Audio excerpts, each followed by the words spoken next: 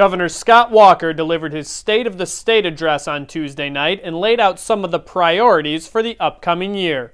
Walker first talked about the tax reforms he passed in his first term and said cutting taxes will be a priority in coming years. Budget reforms over the past 4 years reduced the burden on the hard-working taxpayers of this state by $2 billion. And we will continue to reduce that burden every year I am in office. In particular, I am proud to say property taxes on a typical home were $141 lower in December of 2014 than they were 4 years ago.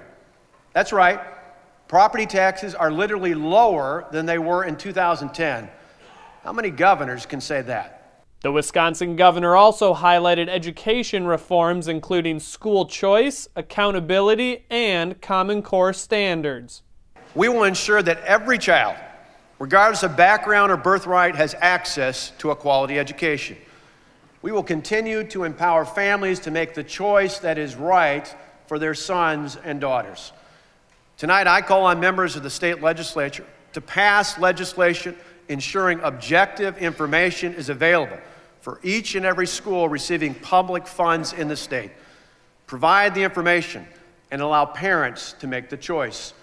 No need for bureaucrats or politicians to make that choice. I trust parents. Speaking of what is best for our students, I also call on the members of this legislature to pass legislation making it crystal clear that no school district in the state is required to use Common Core standards. Walker also hopes to tackle how state government runs in the current legislative session. His first policy change is to merge state departments to save taxpayers money and find efficiencies. We will consolidate several of our state agencies. While the mergers will provide savings in the next state budget, the real objective is to improve services while being better stewards of the taxpayers' money. Currently, the state has two different entities directly involved with economic development. One, the Wisconsin Economic Development Corporation, was created 4 years ago to replace the old Department of Commerce. The other, the Wisconsin Housing and Economic Development Authority, was created more than 4 decades ago.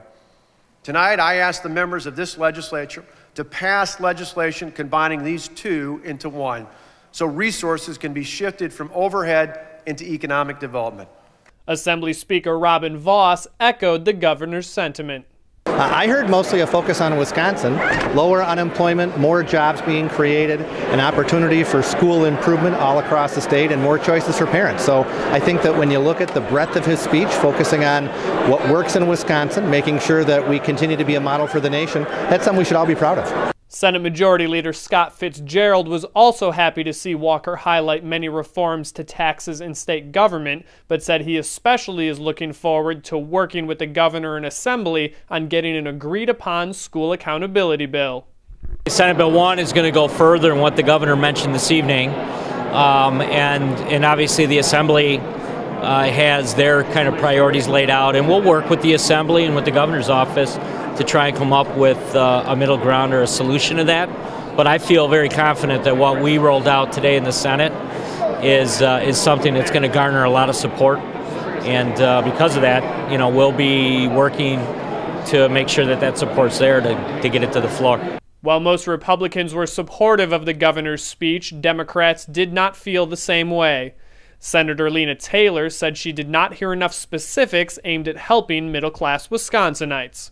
I think it was a lot of fluff in that speech. I looked for and wished for much more detail in that speech about how are we going to help working class families? How are we going to help people to have jobs that provide them with living wages? What are we going to do to be able to help the education system in the places where it is in crisis? Don't tell me about our state as number 2 when we know that we are also the worst in the nation for children of color.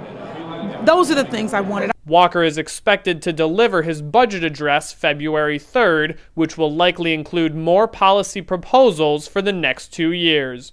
For the MacIver Institute, I'm Nick Novak.